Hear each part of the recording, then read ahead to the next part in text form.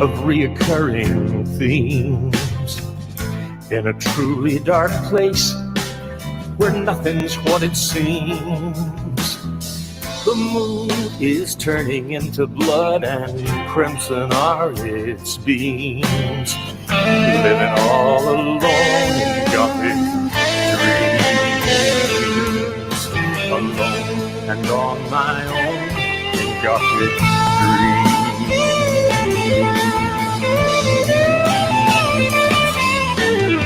I may not know the future, but the future, it knows me. It knows the time is coming when no man will be free. The nightmare holds its claim on me, and it holds the deed to you. So it's time to get it together before your dreams come true. All right, welcome to a nightmare. Welcome to the Weird Show, the Wednesday edition of Weird Wednesdays here on the Weird Magazine Facebook page and YouTube channels. I'm Russell Dowden, your publisher and editor for Weird Magazine, possibly again. Because we're going to maybe reinvent this thing in 2020. But we're doing our Weird Show here on Weird Wednesday. My co-host, as always, is James Bills. How are you, Coach Bills? How are you doing? Doing great tonight, man. All right, good stuff. Glad to get back here. We had some gear stuff. We got new gear we're testing out, so we were just playing with that. Got on a little later than normal tonight, but glad to get on and see what are some topics we're going to talk about tonight. You were like in ISS the other day. Yeah, or in school suspension for Facebook. I haven't been putting ISS in a long time. Yeah, let's just say censorship got me. Yeah, I became aware of this. I didn't even know. I hadn't been really on social media a whole lot in the last couple of days. I've been just dealing with work stuff. But yeah, you said you were in Facebook jail. Tell us about that.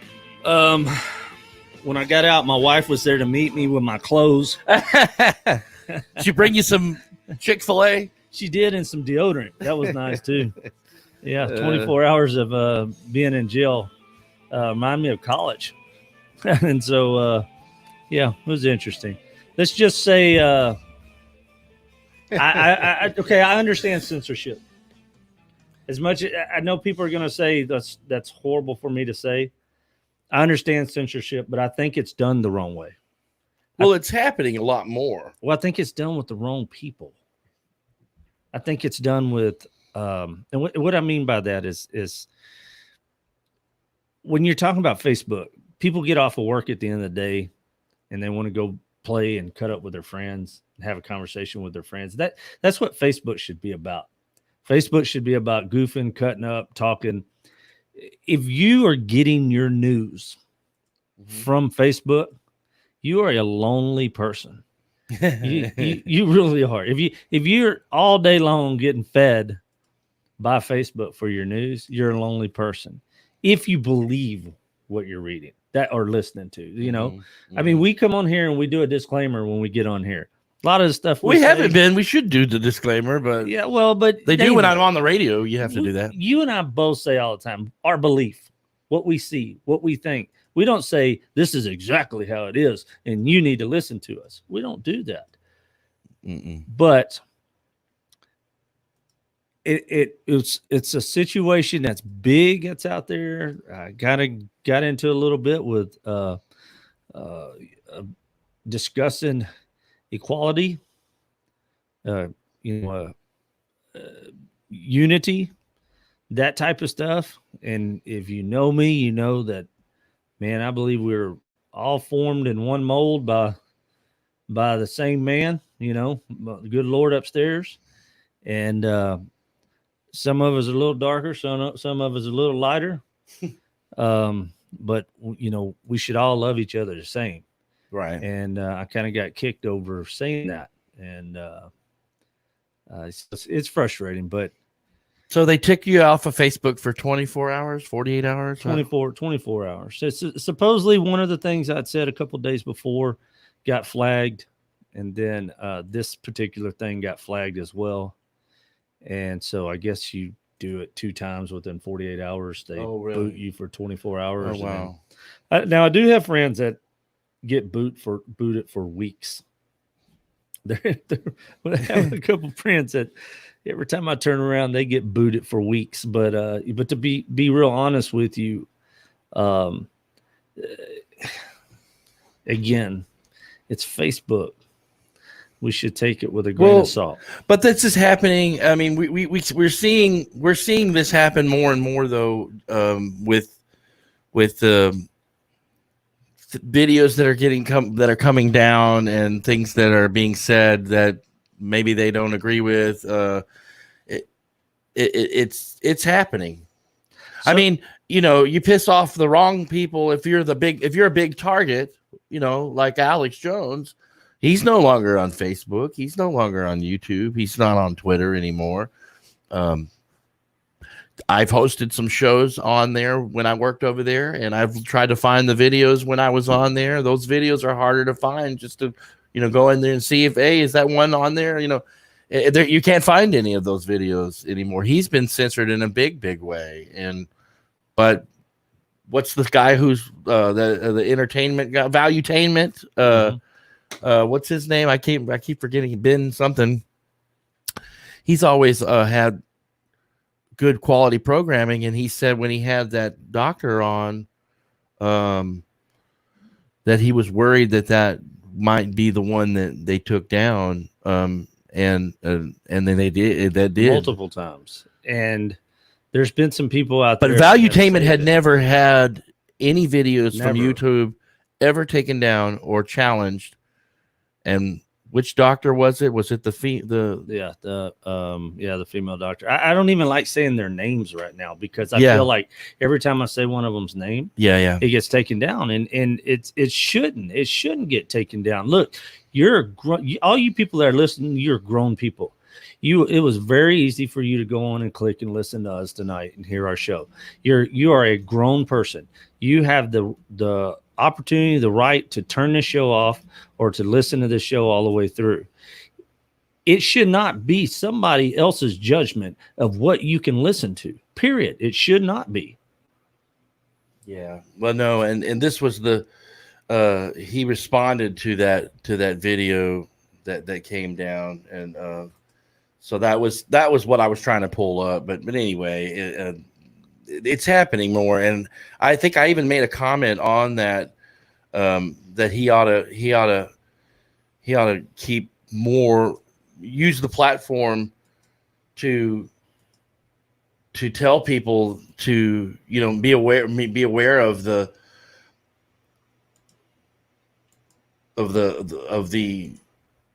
censorship that social media and YouTube especially has been doing. But he responded to that the other day on here and just saying,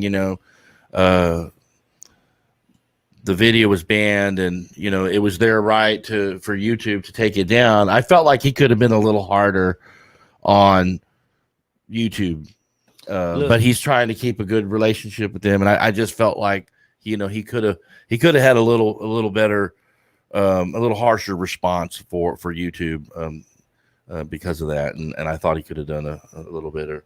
I grew up with conservative values. That's how I grew up. In fact, I had a lot of older family that were Democrats, and my wife had a lot of Democrat friends and a family, and I would sit around and talk with them, and we all had the same values. We really did. It's changed a lot here lately, but I still try to be a fence walker. I still try to be open to listen to both sides. And it's funny because I watched this video with Dr. Monkovitz, but I don't want to really say her name, Mikovitz. But I watched this video with her the other day, and I listened to it all the way through. And there were some things in there that was kind of peculiar to me. But again, I'm a grown person. I can make that judgment if I think she's right or wrong. And then guess what else I did? There was a video that went and it debunked or tried to debunk or claimed to debunk the majority of the stuff she said. So what I got to do because of that was now I had two different sides of the story, and I got to do my own research. And I got to find out some things on there from both sides that were both wrong. And one of the things was that she talked about Dr. Fauci being he was the head of the NIAIA. All right. And said she actually said he was the head of the Cancer Research Institute. All right. And so I went, and this guy on the debunk video said that was not true, that he was never ahead of that. Well, the NIAIA is the highest government entity that there is that oversees all of that stuff. So yes, he is NI. There you go. And then it's NIA, National Institute of not aging. What was it? NIAIA. Click NIA. There you go. Let me see. No, I don't know. But the point is, I was trying to pull that up while you were talking. Yeah.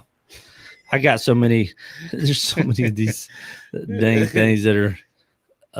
There it is. The NAIAI. The NIAID. That's it. NIAID. There it is. Yeah. So when you look at that, underneath there is also, that's the same thing I got. It's a NIAID. NIAID. NIAID. There you go. NI. Yeah. There you go. And National Institute of Allergy. Yeah, that's it right there. All right. So, and it's short, NIH is what it is, a short of, right? And then there's also the cancer research. I'm going to show you that because it was interesting to me when I started reading about it, because Dr. Fauci is over all of it. And the cancer research group is underneath this. So technically, he may not be direct with that particular, there may be somebody direct over that cancer group, but he's over all of it. So that guy claimed that he had nothing to do with her. Yeah, and that's not true. That's no, not I true know. She worked with him in the 80s, exactly. in 1984. Absolutely did. Sure did. And so, yeah, I don't know. And the weird thing is, too, you get all the different opinions on social media, and everybody's like, I'm starting to comment less and less on some of that stuff, at least on certain profiles of mine on Facebook. The NCI is the National Cancer Institute, is what it is. And it's part of the NIAID. That's what it is. NIAID. That's what it is. So and I looked all this up, and I didn't plan on talking about it tonight, so I didn't write in my notes. But the truth is that she got censored. She's been censored. There's multiple other people getting censored. He is not none of the rebunked video, the debunked videos, none of them have been censored. And then I got censored for 24 hours. Yep. So, you got sent to ISS. I got sent to ISS. So now there's another set of letters mixed in now tonight. ISS. Well, now that we've covered half the alphabet in just one segment of the show, I wanted to talk a little bit. Look, I know you're working on a script for a book, for a movie or film. For a movie. I have been working on a script. It's a Bigfoot film. It is a Bigfoot film. And you're writing this for the film, not a script or not a book, not a short story, but as a film. You're gonna do as a film. And we'll actually shoot it ourselves. You to talk about that a little bit, and then we'll talk about other cryptoids. I wanted to talk about are like, Mothman or the LochNess monster or Chupacabra. These are cryptozoological studies, and Bigfoot is your other show is Bigfoot's alien government, Yep. and you're working on a script for Bigfoot film, and so I thought we'd share with that, and then talk a little bit about cryptoids in general as well. So it's funny because I'm that guy that grew up and saw ghosts. I didn't see ghosts when I was young very much. I had beliefs in those type of things. I was always told about the ghost lights at Bragg, and was always told about Bigfoot. And I had the family members that would threaten me, saying, "Don't go outside at night because Bigfoot will get you." And I'm pretty confident most of that was to keep me from going outside, not just. And so, I was that kid, and being religious. I believe there's a heaven and hell. And so, there's those stories that are there that I've seen over the years that I kind of follow. And I think Bigfoot is very fascinating because I think he's one of those cryptoids that everybody wants to believe is real, but we don't have any true proof that he's there. And he's been on walls and cliff dwellings, and Indians have drawn him on walls for years. In Asia, up in the mountains, they've drawn him on all kinds of different things. You can go back for thousands, not just 10, 20, 50 years. You can go back for thousands of years and find them. This is the Bigfoot on my arm. Awesome. That's That's great. I had this post came up the other day on March 11th in 2010. I had the tattoo done 10 years ago, and so I said, Bigfoot sighting, and so I reshared it, these years later, and I just thought I would bring that one up as well. I like the black toenails. Yeah, the black toenails are great. Is that what his toenails are black? Black toenails. He's like goth. I've had friends tell me that they say, "Well, Russell, he looks kind of like you." That's funny. That's funny. Your tattoo artist was watching you while you was taking a nap. I wasn't taking a nap, and I don't think he was either. But no, it looks like where you put that at probably hurt pretty good. It freaking hurt really bad, and there's you can't see, but right here there's actually a Chupacabra on there, and there's some other. I've got a plethora of things on that arm, but that's great. Chupacabra. There's I think you've got an alien somewhere back there somewhere, but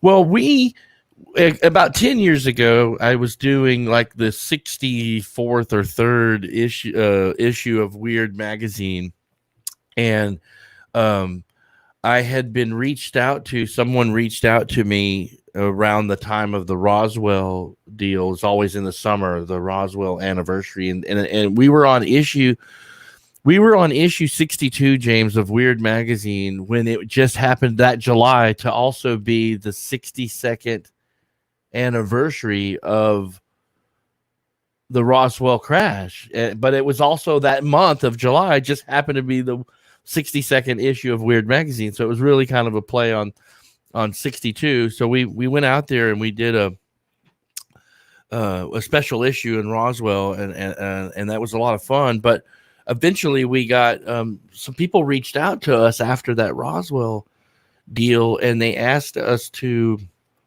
be a part of their television show. I was cast as a member of this pilot TV show that was being filmed out there, and the show was on Mothman prophecy. What do you know anything about Mothman? Have you seen the Richard Gere movie? I have not seen the movie. Obviously, Mothman ties in with Bigfoot and everything else. So I do know who Mothman is, but I have not seen the movie.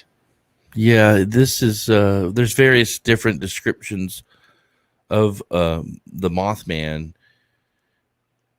and I'm not sure. I had to.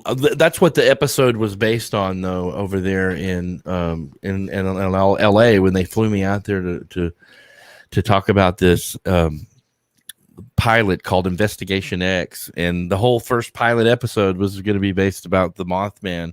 The pilot was going to be for a program that was going to be on True TV. Back in maybe 2010 or so, and so the producers of Investigation X did this Mothman episode, and I thought we might share some of that. You've never seen this? I have not seen it. This will be a first. Okay, let's see here. I will bring this up full screen, and I think the audio will come out for this. I imagine it will. Let me see here.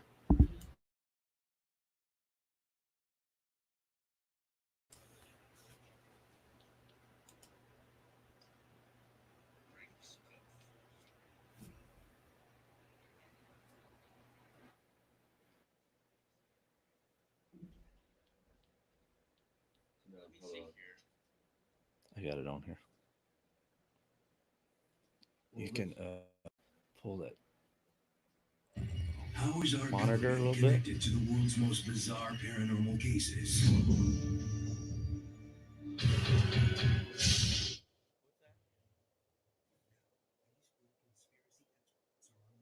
For the truth, many people believe our government has been behind these paranormal events for years. They had the technology then 40 years ago, and just to think what they're capable of doing now. You do think I'm messing with them, I'm doing my damn job.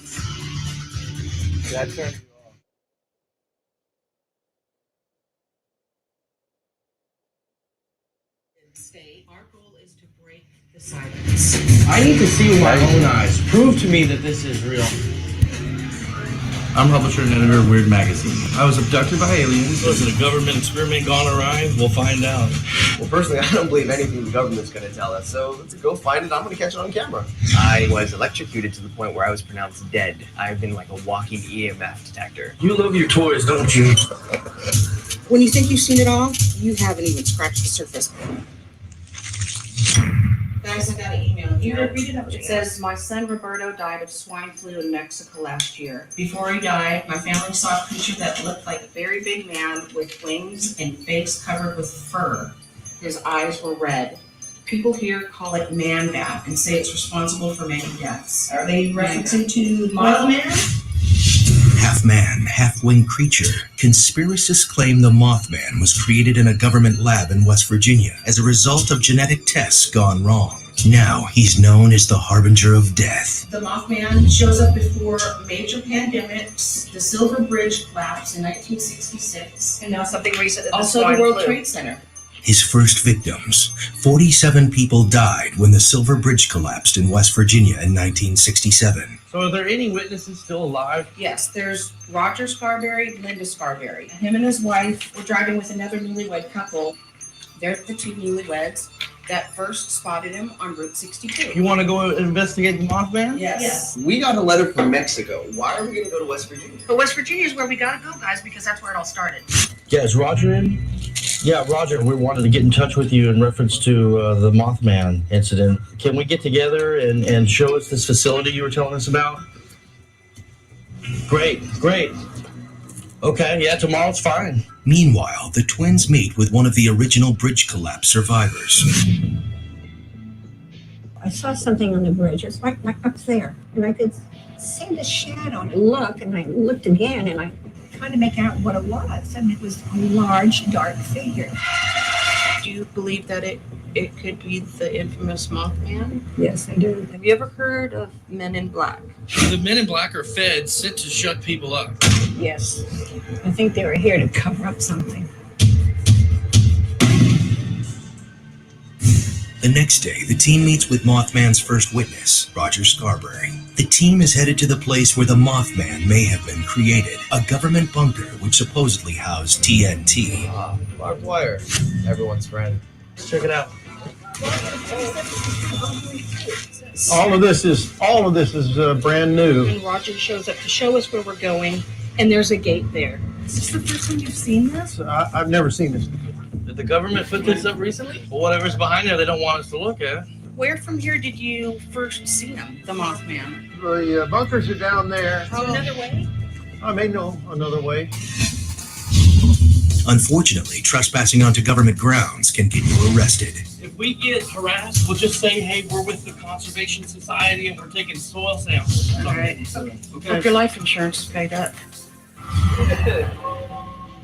Right now, we're on our way to the bunker. What the hell is this? This is weird. It's been about 40 years since I was here at night. There were these big red eyes, He was up there, and then he just floated down there, just walked right in the building. You walked into the building? Why did it go in there if they're holding TNT in there? Oh, there's no TNT. Do you not believe that there was TNT ever, or?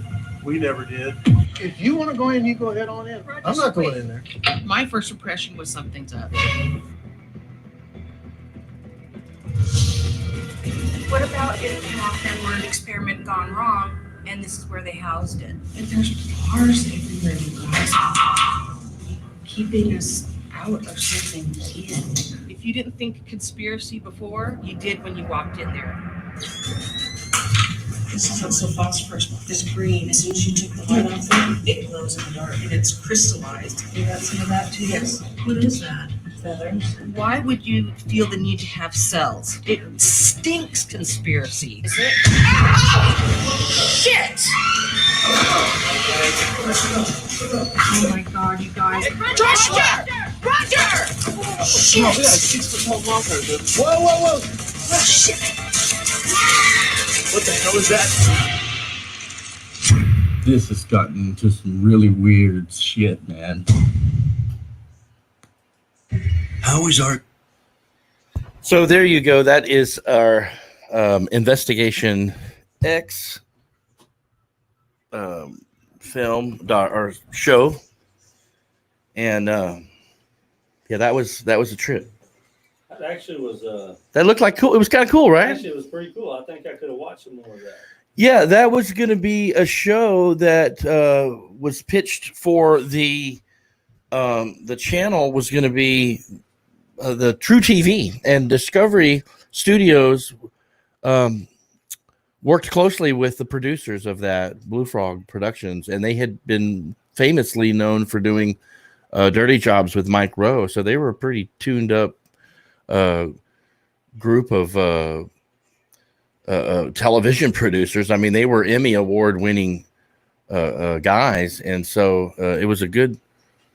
Something interesting is that something interesting is the last couple of weeks that I've come over here, I've noticed there's a lot of dead moths laying around in here. And, moths, yeah, laying around in here. Oh, really? Is there about?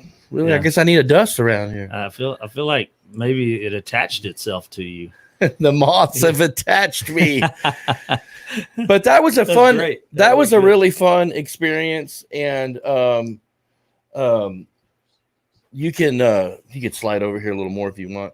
But that was a lot of fun we had doing that program, and we wanted to eventually find out if that was going to get picked up. It ultimately, James, didn't get picked up, so it broke a lot of hearts. I can tell you. I tell you nowadays, though, something like that would be great on a YouTube type channel.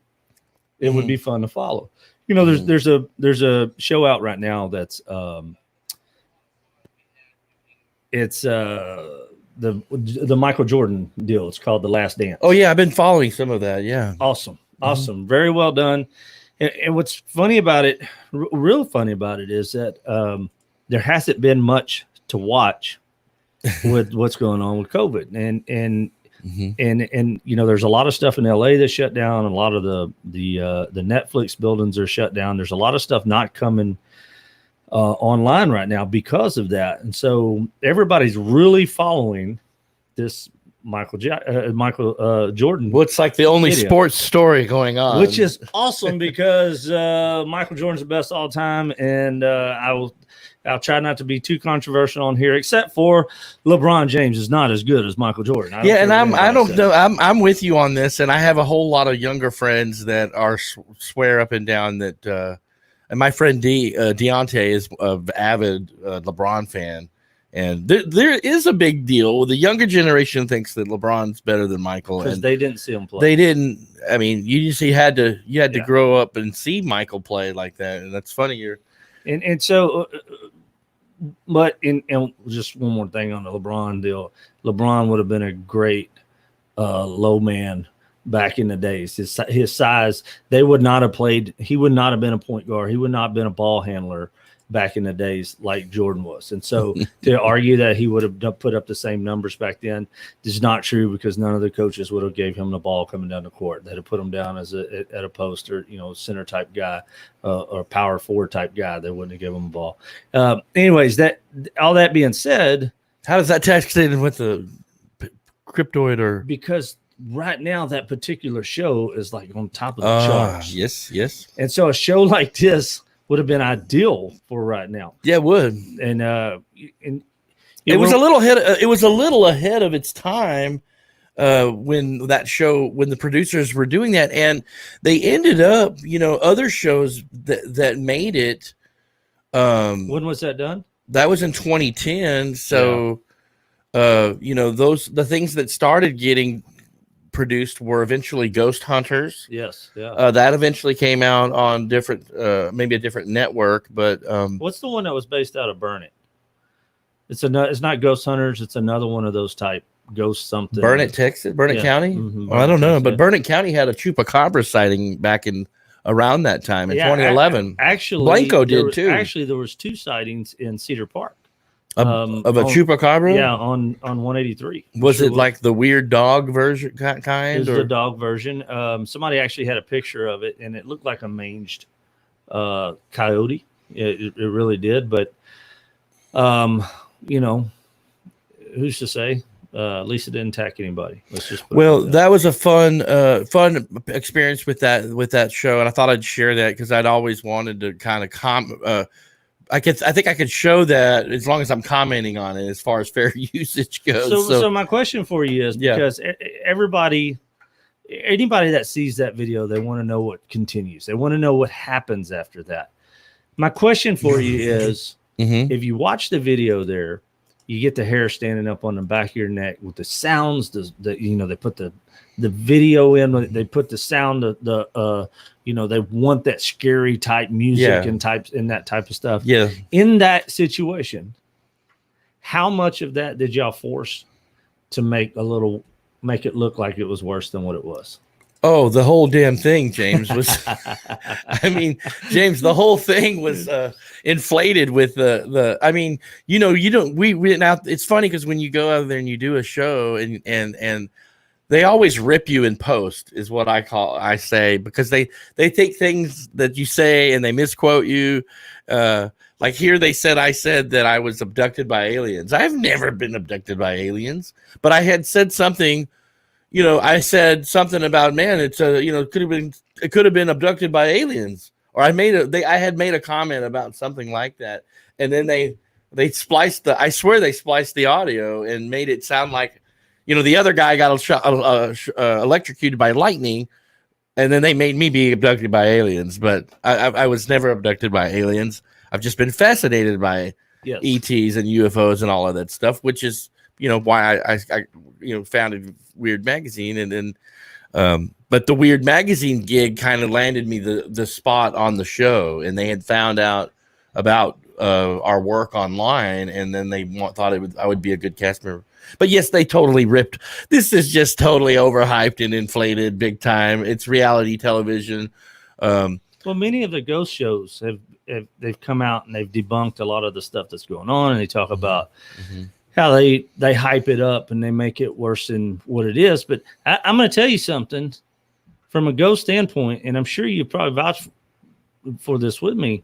When you go through a situation like that, I don't care if you're trying to stir the pot a little bit or not. If you're deep into it as much as I am, which I know you are, if you're deep into it as much as I am, the hair stands up on the back of your neck when you crawl through those tunnels.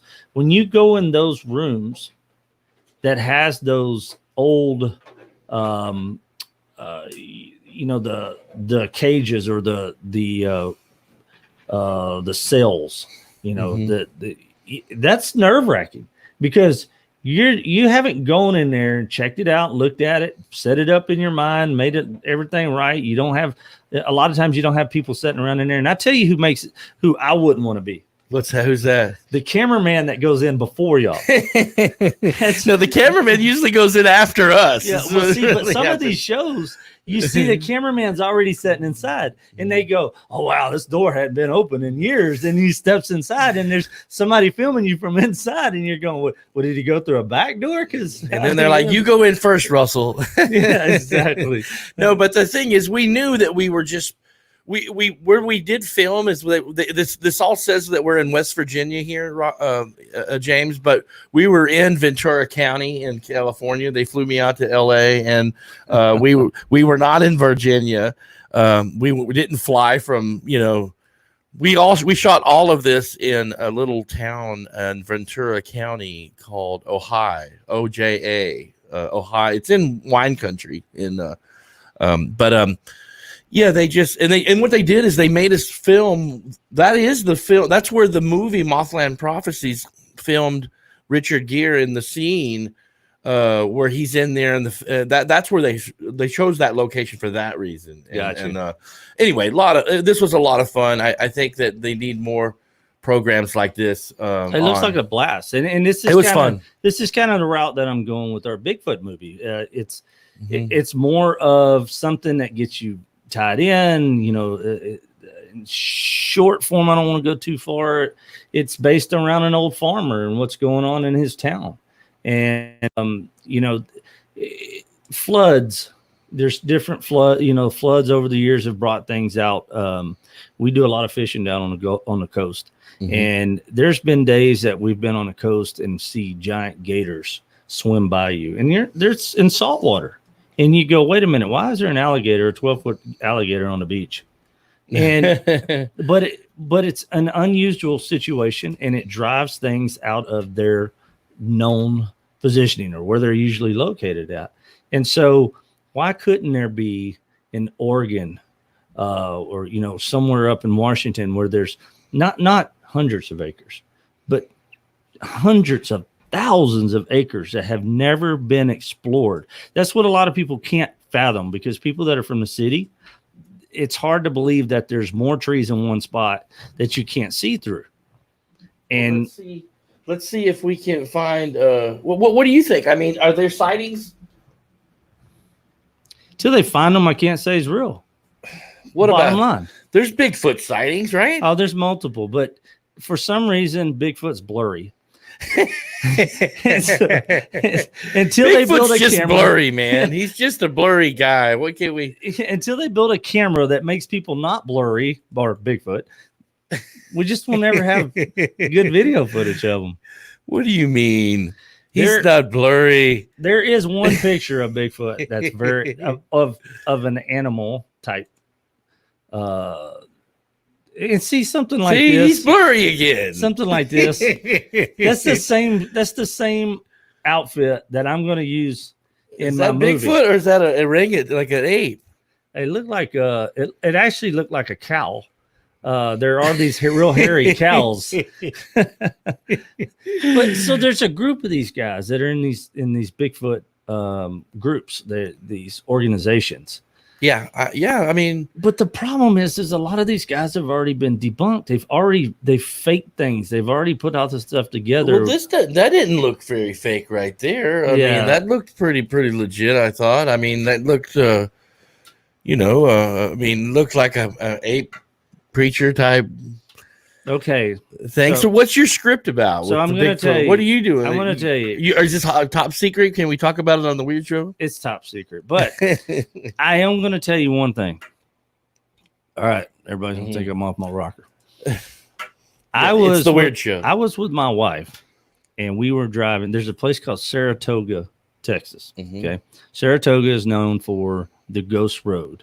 It's Bragg Road is what it is. Bragg. Mm-hmm. Bragg Road is the ghost light is a very, very, very famous light. Okay. Multiple times people have tried to debunk it. They've all said that it's car lights from it way off in the distance. You can see where in a way there are lights, but it's not for a long time. It's for a short distance, maybe a mile. Cars are driving a mile and then you see it. You can be out there and you can see that light setting out there for long periods of time. And that road is 8.5 miles long. And from one end of that road to the other. Where was this at? It's called Bragg Road. Bragg Road. Yeah, so you can look up Bragg Road, Bragg, or the Saratoga Light. That's what they call it, the Saratoga Light. And that particular light, if you go out there, you can see it. You can see it in the day, you can see it at night, but you can't get close to it. And you can drive from one end to the other, and then it'll disappear. It won't disappear like go away in front of you. It goes up and off or off the road. It does not stay right in the middle of the road. What is it? What's it called? The Sarah something light? Saratoga Light. Mm-hmm. So it's a Saratoga Light. SARA Saratoga TOGA. Yeah. All right. Anyways, we wanted to go out and see it, my wife and I. My grandfather told me about it for years. My whole family's talked about it for years. It was on the front cover of the Houston Chronicle when I was like 12 or 13 years old. I'm 43 years old now. So it's been around a long time. People have talked about it forever. This particular road was a road that was a railroad back in the days. The railroad got pulled up. The tracks got pulled up. You see there's lots of video footage of it. Anyways, the tracks got pulled up. It's the same old story as always. There's when people say there's a light, there was a train conductor, he fell off or he stepped off, and they went to back up and it ran over him and chopped his head off. And now he's got a red lantern and he's walking around looking for his head, right? Or it's somebody's kids got ran over and the lady's got killed and she's with a light looking for it. It's all these stories. Mm-hmm. We went to see it. We saw it. My wife and I saw it. What is it? We don't know. Nobody knows. It could be gas lights. It could be, nobody knows. Nobody can figure out what it is. But all that being said, my wife and I drove down the road. We turned around. We tried to come back down the road to see it again. And as we're driving down it, there's a right of way. And I turn back to look down this right of way. And as I do, there's this 7 foot, 7.5 foot tall, Bigfoot, huge, hairy Sasquatch man standing in the middle of this right of way. And it was late in the evening and the sun was shining through the treetops. And the top of his head was red. Mm-hmm. So reddish hair, right? Any lights? So no, it's not. He wasn't carrying a lantern. And so I'm doing like 35, 40 when I go by this thing, and I slam on the brakes. And you can imagine you're going past the right of way. You slam on the brakes. You're going to stop beyond the right of way, throw it in reverse. You can see the road. So if you stop, you're going to slide a little ways, right? Mm-hmm. So I throw it in reverse and go back, and it's gone. So now, keep in mind, this is not what we're out here looking for. We're trying to see this light. Mm-hmm. Okay. Mm-hmm. And I see what I believe is a Sasquatch. What year was this? This was maybe 6 years ago, 5 years ago. So I had my wife look it up. I said, go on here and let's see if there's ever been any sightings in this area. There's been multiple sightings in that area. And not only has there been multiple sightings in that area, the sightings claim that this particular Sasquatch has really red hair. The red-headed Sasquatch. The red-headed Sasquatch. All right. So it's a ginger Sasquatch. Okay. All right. Which is kind of cool. I mean, but anyway, so here I got the Sasquatch, and there's other sightings. So it was pretty interesting to me. And that's what really drove me to want to do this movie. So is the story going to be, I mean, just total fictional story, not a non-fiction, nothing that you're not, it's not about your experience. It's not about my experience. It's about a small town old timer that's been there for multiple years. He's a farmer. He comes up missing. Mm-hmm. He don't just come up missing. There's a scene showing everything to an extent. The whole movie is driven around not showing Bigfoot. You Right. can't have a Bigfoot movie and show Bigfoot. You just can't do it. It has to be little clips of them, like a hairy leg, a footprint, a hand, a growl, those type of things. Like your Mothra a while ago, Yeah. you have the sound. You have those type of things. Yeah, you can't, and for the record, you can't do a Mothman documentary show and show the Mothman either. No, you can't. You just can't do that. And there's rules to this stuff, man. yes, there's you got it's it's like the Blair Witch Project. Yeah. Anyways, so there becomes this point to where you got to play to the crowd. You want them trying to find out where it's at. Am I going to get to see it or not? And towards the end, Right. There's A little sample of a hair. Well, there's a ginger hair. There's a sighting. Let's put it that way. There's a sighting good enough, but and there's a storyline to it. It's he's been there for years, and why is he coming out if he hasn't? If nobody's seen him in so long, and it has to do with again a flood. We're having torrential rainfalls that we haven't had in multiple years, and and it pushes them to exit his living quarters or whatever you want to say. his pile of tree limbs stuck out in the woods somewhere. Well, I know that back in the day when we were doing the UFO conference, James, back in 2001, the guys that were all involved in the program booklet, which was kind of got us going to doing the publications. But anyway, there were guys that were experts from the East Texas area, and that area of East Texas, James, is real prevalent with in the Big Thicket and those. I've got family in Livingston, and Conroe and all of that area. There's a lot of sightings in East Texas, and there's a section in the Weird Texas book. I have a couple of those copies of those Weird Texas, and you can there's the documented cases of East Texas Bigfoot sightings. There's just a lot of them, and I remember when we were working on the UFO conference in 2001. Several of the speakers that year were expert authorities on Bigfoot, and that's a major cryptid, Bigfoot. That's like the granddaddy of all cryptoids. Well, those people that are so deep into it are interesting, because they talk like they're talking about pigs that are in the backyard. Oh yeah, so I seen him. He was over there the other day, and he was, rooting around in the back, and looked at me and waved and ran off. And you go, dude. I mean, it's. I have a lot of family from East Texas as well. I love East Texas. To me, the greatest place in all the country to me is East Texas. The little backwoods towns of Tyler and got family from Quitman and Winona and those little areas up in there. And my brother lives over near Athens in a little town called Ben Wheeler.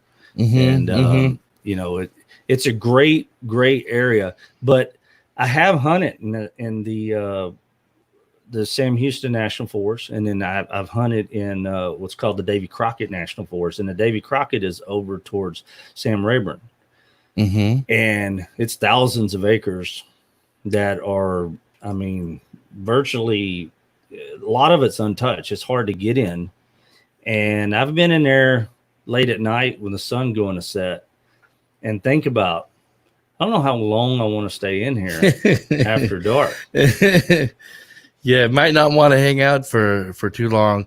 So I'm on one of the sites here, which is fandom cryptids on fandom.com. And I've always been fascinated by the Bigfoots. The LochNess monster was something that used to get a lot more coverage than it does today. And I don't know about you, James, but when I was younger, there was a series of books, man, in my elementary school at Wooldridge Elementary in North Austin, off of Peyton Gin and Parkfield, and that library in the school had a whole slew of books. And this is going to explain a lot of stuff for people that are curious about old Russell here.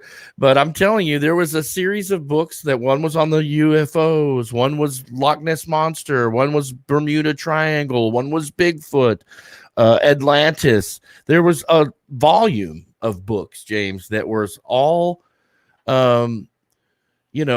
they was all different stuff that was paranormal related. And it was just, I want to find this book library of these different books from my childhood in elementary school. And because that got me started when I was in like 4th grade, man, in all of this stuff. And I've still been doing it with regards to the radio shows, the Weird Radio, or even Weird Magazine. But fun stuff with growing up with that. I didn't know if you ever had experienced anything like that in young, but you've obviously seen some weird stuff over there in East Texas. Well, I love that old stuff. The other thing I like is, like, you're talking about the books and stuff. When we was young, there was, I remember a book like that, and there was a lot of stuff about the Loch-Ness Monster, and there was the picture of the castle that's on the shoreline there at Loch-Ness, and then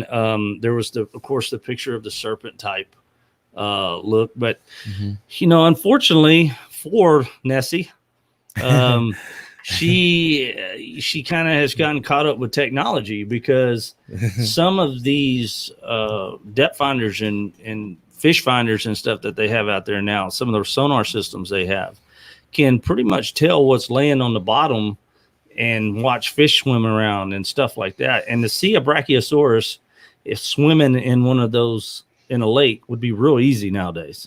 And so maybe she got out. I don't know. Maybe she died and she's oil now. I don't know. But, unfortunately, that one's kind of gotten put to rest over the years. What's another one? Obviously the Chupacabra. But let's see, what is there a ginger Chupacabra, James? You might be. You never know. The funny thing is that all the stuff that we talk about, if you go to like Mexico, yeah, they 100% believe in this stuff. Like, yeah. They're all over it, and it makes me wonder: is it because they don't have as much technology as we do to see this stuff, or are they so much, so much more rural? Well, there's different theories on the whole Chupacabra stuff, because there's a Puerto Rican Chupacabra, and like that's the guy that's got the wings on his arm, or his wings, and he flies with the red eyes. And that's the one that I have. I have the Puerto Rican one on my arm here. And then the ones in Mexico seem to be more canine-like, especially in Texas too. There was in 2010, Blanco, Texas, had one. I bet you can look at that one even here. Look and see if there's one comes up on Blanco. But there was definitely,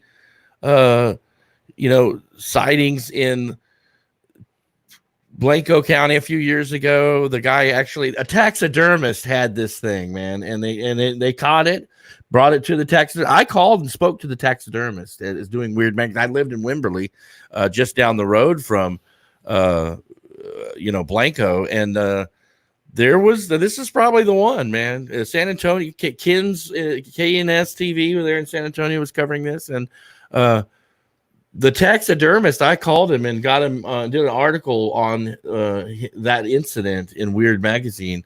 And, obviously this is just some footage from the news story, but they're often to be in Mexico and northern Mexico, and then in South United States here in Texas. A lot of the sightings of Chupacabras are often in the canine, form. They are very dog-like, that the ears, maybe a little donkey-esque, maybe even, but Yeah, Chupacabra sightings are always around. I mean, especially, and you're right. I think a lot of this stuff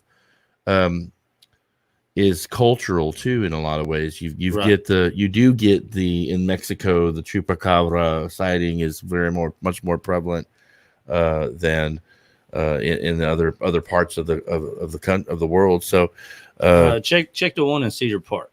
Is there one in Cedar Park? Yeah, there's one in Cedar Park. Oh, here, hold on. Let me get the screen right here, and we'll be able to search this. Cedar Park, huh? Yeah. Let's see. Yeah, it was a few years back. One of the interesting things last year was the mountain lion that was caught on camera in Leander. It was caught on a Ring camera on the front door. It was walking through somebody's yard. I didn't see one in Cedar Park. Let's see, it should be on there. But it was Chupacabra sighting in Cedar Park? Sure was. Yeah, and you believe it was a manged coyote is what they ended up saying in the end. Yeah. Maybe look on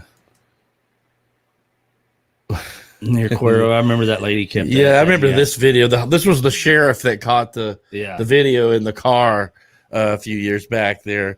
But I mean, it looks like a damn dog. I mean, it does. It looks like a coyote, a manged coyote. When you get a coyote that gets manged, they're in with a bunch of other ones. They're in with packs with the other ones. A lot of them den up together. Mm-hmm. Mange is going to spread, so you could have this throughout a lot of areas. There's coyote out there all over the place in these parts.